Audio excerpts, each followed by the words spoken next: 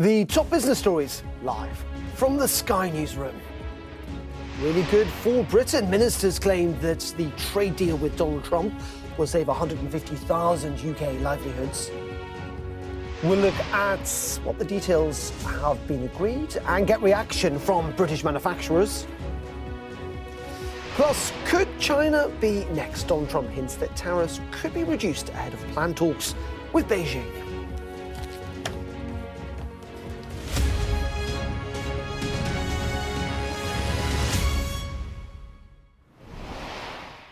Very good morning. Welcome to Business Live on this Friday with me, Darren McCaffrey. The government has called it a brilliant deal, and the Chief Secretary to the Treasury this morning said it was urgently needed to protect as many as 150,000 British livelihoods. But the trade deal agreed yesterday between Donald Trump and the Prime Minister does still leave a 10% tariff on most UK goods imported into the United States. Throughout the programme, we'll be looking at the details of the deal, what it means for British businesses, and we'll be asking what happens next. But first, let's have a look at those details with Ed Conway. Ed. Now, at this stage, you're probably wondering just how much of a big deal is this? And if you look at the total amount of stuff that Britain has traditionally exported to the US, well, here it is. Over the past 5 years, £273 billion worth. And if we break it down, look, cars, that's the biggest chunk of it. So just under £30 billion in cars. You've got steel and aluminium. They're not going to face tariffs, but it's only £2.7 billion. Jet engines, so some of them, particularly Rolls-Royce, that's going to be covered by this as well. So you can see the amount that this covers is building up. But then you've got something like beef. So a lot of talk about what this is going to mean for access to the US market for beef. That is tiny in comparison with everything else. And then there's the areas where they haven't yet been negotiated, but there's an intention to try and negotiate them, like pharmaceuticals. Toss all of that up. This is kind of best-case scenario stuff in terms of how much is affected by this. And you're talking about £75 billion worth, give or take, of that total over the last 5 years, which is just over a quarter. So that is what is affected by this. And the rest, that still faces those tariffs of 10%. But actually, it's a bit more complicated than that. So take cars, OK? So the tariff on cars used to be 2.5% before this latest Donald Trump measure. Then, of course, that's gone up to 25%. So that's really tough. Under this deal, for the UK, it could well be down to 10%. So better than 25% for those car exports to the US, but certainly not as good as the 2.5% there was before. And it still gets more complicated after that, because it's not all car exports to the US that are going to have that lower tariff. In fact, anything up to 100,000 cars a year is going to have the 10%, but anything above that line is going to be 25%. And if you look historically, in every year going back the last decade or so, we have exported more than 100,000 cars to the US. So you see, it's complicated. Complicated indeed. Ed Conway there. Let's bring in Paul Kelsall, our business and economics correspondent. Paul, I mean, you've read through this. It's spent a lot of time in the last 24 hours looking at those details. I mean, what's your summation here? Frankly, going to be quite blunt, is it a good deal? I suspect it's the best deal in the circumstance it was available. It's not a big deal. It's 5 pages we've had from the government. Just by comparison, the UK-EU free trade agreement, 1,246 pages. Okay. So it is. When people say the devil's in the detail, it's really not when it comes to this. Well, deal. it's the devil's in what detail we have, and what this spells out. This has been published by the government this morning. Essentially, it spells out what we heard yesterday. Some narrow, but as the UK will put it, incredibly important agreements that effectively bail out industries that were looking at dire straits because of 25% tariffs. Steel and aluminium, notably, most importantly of all, cars. Jonathan Reynolds speaking last night, implying, all but saying that job losses were going to be announced by Jaguar Land Rover and others. They haven't confirmed that, but they felt this was the deal they had to take to offer some respite to the car industry. So there's a quota, it's still a 10% tariff, but it's better than it was on Liberation Day. And crucially, of course, it's better than the European Union, for example, can count on for the moment. So it's got some concessions. What have we given up? We've given up access to agriculture, beef specifically. Farmers, I've been speaking to, interestingly, they welcome the chance. They've been campaigning for years, lobbying to get into the American markets. Particularly after BSC. Yeah, and they think grass-fed, high-quality British beef can punch its weight in that market. They will have to face more imports from the US on top of those from Australia and New Zealand from previous deals, but they think they can bear it. Standards remain. What this document does point to is a couple of areas that were referred to yesterday in that chaotic announcement. Gives a bit of an idea. Pharmaceuticals, for example. Now, there are no tariffs as yet on pharmaceuticals, but Donald Trump has said he's asked for evidence on that, and they will come. That's massively important. Second largest behind cars. In here, it talks about a preferential treatment for the UK if tariffs apply. But there's one line at the end. The UK confirms it will endeavour to improve the overall environment for pharmaceutical companies operating in the UK. That is code for what the US wants, which is wants a higher price from the NHS for American drugs. And that opens up perhaps the next front in this trade negotiation. Are we willing to trade tariffs on pharmaceuticals going to the US from AstraZeneca, our most valuable company? Are we willing to trade higher drug bills to the United States? Now, that's not explicitly said there, but that's what this might come down to. So there are areas here where you can see the US has got a win. They both needed a win, but they have got access area. They've got more wins they would like to get that will be difficult for the government. And as a reminder, isn't it, Paul, that it is the start, not the end, I suspect, of trade talks for the moment. Paul Kelso, thank you very much indeed. Let's bring in Stephanie Betholm, who is Head of Global Trade Solutions at HSBC UK. Stephanie, very good morning to you. You've listened to, I assume, what Ed Conway's had to say, and indeed Paul Kelso. What's your summation of this deal? What's your sense? Is it a good deal, frankly, for the UK? Listen, thanks so much, Darren. Delighted to be here. We are, the business community, I think, will really welcome the announcement because we're in a heightened environment of uncertainty. Companies are having to navigate the disruption to supply chains. And the UK being at the center of the negotiation, we know it's the first deal that the Trump administration has made with a country, offers certainty. And businesses want certainty, want clarity about how to trade today with the US, but also, it helps sort of future investment and making just frankly future plans. So just overall really positive sentiment about it. Clearly, any deal is better than no deal in some regards, Stephanie, but I would challenge you a little bit on the point about certainty, because the one thing that's been proven over the last 100 plus days or so is that there is no certainty with Donald Trump. I mean, we've seen the yo-yos, the ups and downs, the roller coaster ride of tariffs here, tariffs not there, imposed, then renewed or indeed suspended. I mean, frankly, does it really provide certainty? I mean, he could change his mind next week. I think that this trade agreement provides absolutely clarity on certain sectors. Now, we know that it's the beginning. There's been multiple comments by both the British and the US government that there continues to be negotiation on other sectors like pharmaceuticals, for instance. So you're right that it's not sort of full certainty for the entirety of the economy, but certainly a willingness to work together in finding, making agreements. Stephanie, let's look at this in a wider context. As you say, it's the first deal, if you like. Do you think this will be a template that the White House may well use going forward? Listen, Darren, I'm not in that room, but I think that, the Trump administration's clearly indicated that they want to do other agreements. So we have to go by what we know, and this is the one that we do. And the UK obviously is looking at other deals as well. We've got a crucial meeting, haven't we, with the European Union coming up. We've had the India one earlier on this week, and even talk as well about a more comprehensive deal with Canada. There's a lot going on, effectively.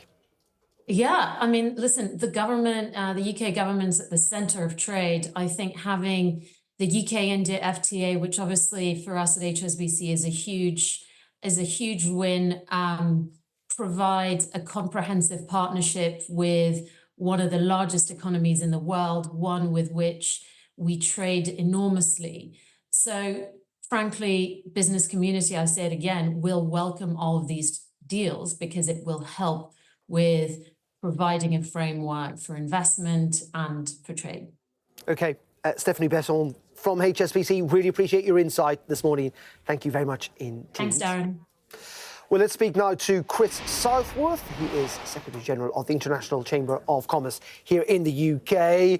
I don't want to kind of keep repeating myself, but again, I'm really interested to find out whether you think this is a good deal. Well, you're kind of pretty happy this morning. Well, we should welcome the deal for a start off, and it's certainly good news in terms of putting minds at rest in the auto, steel and beef exporting sectors. But really what it's doing is just alleviating the harm that was done on Liberation Day. It's not a step forward for UK growth, and it doesn't open up new markets or new opportunities.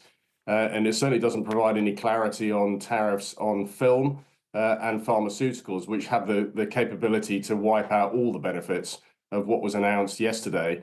What was actually buried in the small print and wasn't announced yesterday is actually perhaps more interesting, which is a commitment to do a digital trade agreement. That could make life cheaper, faster and simpler for all trading companies, particularly small companies in the US and UK. So we welcome that, but we weren't given any commitment on the time frame for when that would happen.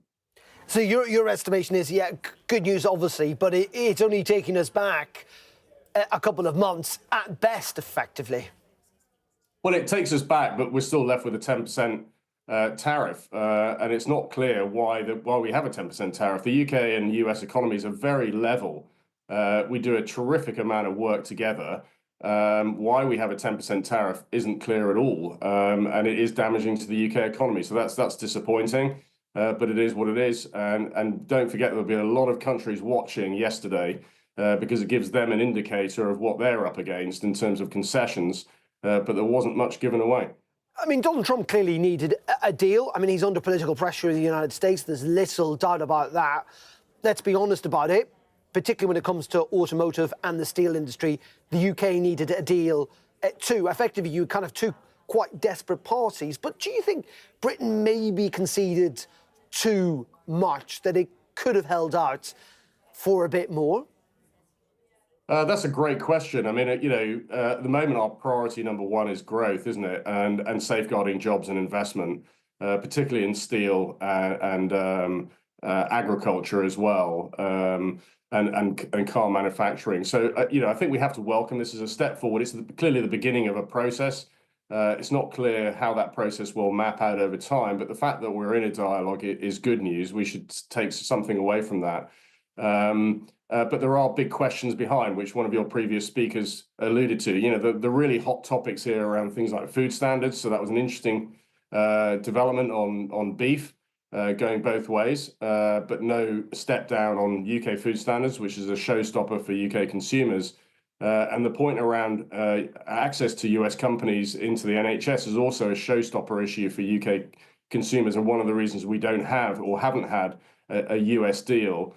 And then in reverse, we didn't hear much or anything actually about access to US procurement, which is the show-stopping issue on the US side, and another reason why we haven't had a deal in the past. So the really hot topics, it's not really clear, but there is a small step forward, at least for beef farmers on both sides. OK, Chris, really appreciate your time this morning there from the International Chamber of Commerce UK. So how do you go about trying to deal with Donald Trump? No easy task. Matthew Osman is managing partner at Pillsbury Winthrop Shaw Pittman and has a wealth of experience in advising clients over transatlantic trade deals. Very good morning to you, Matthew. What's your sense? Let's talk about the details of the deal, but how it's come about and the UK's dealing with Donald Trump. Interesting, of course, that Lord Mandelson was in the Oval Office yesterday. Absolutely, and thanks for having me on again. First, I think let's be honest that this is not a trade deal. It's a press release masquerading as a trade deal, that there's a lot of details still to be worked out. But I would congratulate the government, and I would congratulate Ambassador Mendelson. I mean, this was a huge accomplishment to even get this over the line as quickly as it did. I mean, it does underscore that special relationship between the U.S. and the U.K. It also underscores the real efforts and dedication, I think, the Starmer government put in to getting this kind of deal. It's not perfect by any means. It leaves a lot of open questions, a lot of ground still to be covered, but it does actually, I think, create a protective shield for the UK going forward. I think it'll be very hard for, the Trump administration to put more hits onto the UK economy now that their UK is kind of in this special bubble of having an agreement compared to, say, the EU or others where the US may still be ratcheting up and attacking. And Matthew, it's interesting, isn't it? I don't know if you heard my previous question. Donald Trump needed this deal. I mean, he's been talking for weeks about the fact that countries have been calling up, trying to get a deal. He needed this because he needed some proof that was happening. Absolutely. I mean, the markets in the U.S. have tanked on the back of the tariffs. Businesses have, thrown up their hands given the uncertainty that's happening. The pressure on the administration was huge, both from the business community and their own Republican allies in Congress to demonstrate what the direction of travel was here. I mean, I think the tension within the Trump administration still remains. Is this, are they true believers in tariffs and they think tariffs are going to save the U.S. economy? Or was this all about creating better deals and negotiating leverage? I think yesterday's developments show that it's the latter, that deals are there to be made, that they're not necessarily true believers. But we also saw that the 10% on UK goods didn't fully disappear for most of the economy. So, there is still this adherence to and belief in tariffs within the Trump administration. So I think they had a lot of pressure to show something to the markets, to show something to the businesses that the sky wasn't falling. But Matthew, I don't think it needs a lot to build. Okay, Matthew, we're going to have to leave it there because we're going to go to Newcastle Crown Courts to hear some reaction to the Sycamore tree verdict. Let's listen in. Good morning. I'm Superintendent Kevin Waring from Northumbria Police. The Sycamore Gap was an iconic landmark, recognisable across the world, and which had a special place in the hearts of many. On the morning of the 28th of September 2023, we woke to the devastating news that the tree had been cut down. Since then, we have been carrying out a meticulous investigation to identify those responsible. Due to the unwavering commitment of those involved in the case, today we have seen 2 men found guilty not only of damaging the tree, but also Hadrian's Wall. We often hear references to acts of mindless vandalism, but that term has never been more relevant than today in describing the actions of those individuals. At no point have the 2 men given an explanation as to why they targeted the tree, and there never could be a justifiable one. Throughout, we have recognised the strength of feeling, not only here in the northeast, but also further afield, that the felling has caused. We understand that remains to this day, and would ask that people continue to respect the judicial process as we now await sentencing. I would also like to take this opportunity to thank the public and our partners who have supported our investigation throughout and helped ensure those responsible have been brought to justice. How did you crack the case?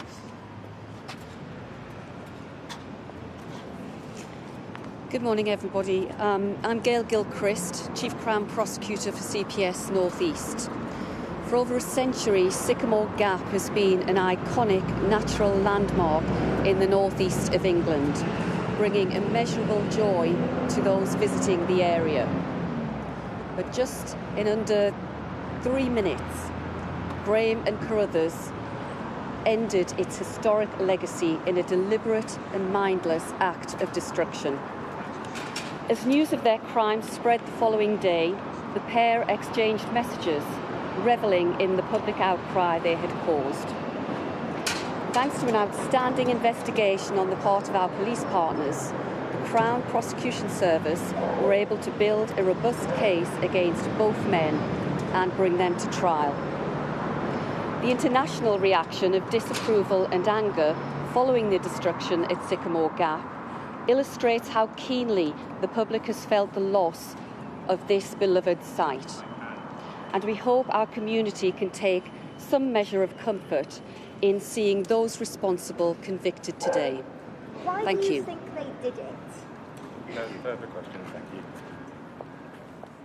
There you go, that was the reaction from the police and the crime prosecution service there at Newcastle Crown Court. Mindless vandalism was the sentiment there from the police. Let's bring in Shingi Mangariki, who is live for us in Newcastle. And we've just heard there from the police essentially saying that this was quite an emotive crime for many, many people. Yeah, that's right. Those statements there touch on some of the defining features of this case, and one of those is the emotional attachment people across the country had to the Sycamore Gap, a tree that was described during the trial as totemic, as an emblem of the Northeast and beyond, and that had connections to both people's personal lives, whether it's the scene of wedding proposals and ashes being scattered, but also pop culture with that Kevin Costner film, with that the Robin Hood, Prince of Thieves starring Kevin Costner, also one of the reasons the tree was nicknamed the Robin Hood tree. And in that statement, Superintendent Kevin Waring spoke about the meticulous investigation that as part of we saw the footage filmed on Graham's phone of the tree being felled, digitally enhanced among lots of pieces of metadata as well as AMPR. So it was piecing together various pieces of information. And then he talked about the fact that there was unwavering commitment from the officers involved in the case, and talking about those mindless acts of vandalism. And they say that that term has never been more relevant than today in describing the actions of those individuals. But one of the things that was also reflected on, particularly by Kevin Waring, was the fact that there was no explanation, no motive. The prosecution spoke about them doing it just for a laugh and talking about it being a moronic mission. And once again, that was echoed here. There was no real explanation for the two men, the actions of Daniel Graham and Adam Carruthers, which has seen them found guilty on both of the counts that they faced. They are both remanded in custody and they will be sentenced on July 15th. OK, Shingi Mangariki there, live for us at Newcastle Crown Court. Thank you very much indeed for joining us. Thank you. Well, let's return back to that UK-US trade deal. Ministers say that the trade deal with the United States was necessary to save at least 150,000 jobs. So what are businesses here making of the deal? Well, the Cromac Group, based in County Durham, exports semiconductors to the US, where it processes them in its American factory into medical and defensive scanners. Well, joining me now is Dr. Arnab Basu, who is the company's chief executive. Very good morning to you. Does this deal directly impact your business or indeed companies that you may well deal with here in the UK? Look, it's a bit of a mixed bag for us. So we are exported to the US for products to our US customers directly from the UK, particularly in the security and the defense markets. And there, we believe the 10% tariff is going to currently will stick. Although there is talk about taking a special look at national security and defense products. That is an additional cost that our customers has to bear for those products. But as you pointed out, I mean, we also manufacture a class of semiconductors in our UK factory, which is then processed in our US factory. So we export on a very regular basis semiconductor material into the US. And for the moment, those are exempt from the blanket 10% tariff under the semiconductor code. So we remain unaffected by that for the moment. But at the same time, you'll be very keen to ensure, I assume, that the government do kind of keep on your side. I mean, are you in contact and have been in contact with ministers, with representatives in the civil service about what you'd like to see in this area in terms of trade with the United States? Yes, absolutely. I mean, both ourselves, but also industry bodies are always in conversation about what we'd ideally like to see. One of the critical things that I saw in yesterday's briefing from the Oval Office was when Lord Mendelsohn talked about a deep partnership opportunity in the areas of technology. Now, we know that the US does innovation nurturing very, very well. And we have a long history at Cromac of working with innovation agencies as part of the Department of Defense, like DARPA or CWMD, part of Department of Homeland Security. And there's a lot to be learned from how to nurture innovation and ultimately make those technologies and products successful.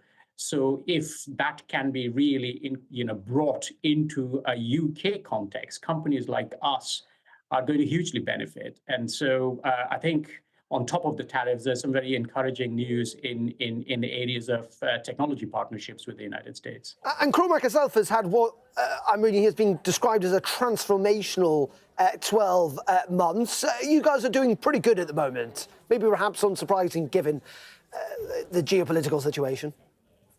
Yes, I mean, we are going through a time of growth and on a sustainable basis. And we work both on the medical imaging, global medical imaging bit, part of the market, but also in security and defense. And both have, the requirements and the drivers in both those markets remains very strong and robust for us.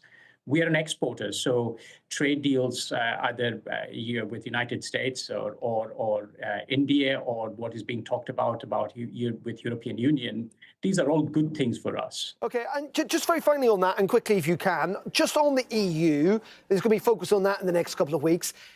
Is that more important, frankly, than deals with the United States? Should the government be putting more effort into trying to improve our trading relationship with Brussels? Look, EU is a very important market for us. America still remains one of our largest markets, but yes, frictionless trade with EU certainly will benefit Cromac. But as a country as a whole, of course, EU remains the largest single trading bloc. So going back to frictionless trading without tariffs is certainly, and duties is certainly going to be a very attractive proposition for businesses like us. Okay, Dr. Arnab Basu there, live from Sedgefield. Thank you very much indeed for joining us this morning with your UK-US flags in the background. Thank you. OK, well, that is it from me for the moment.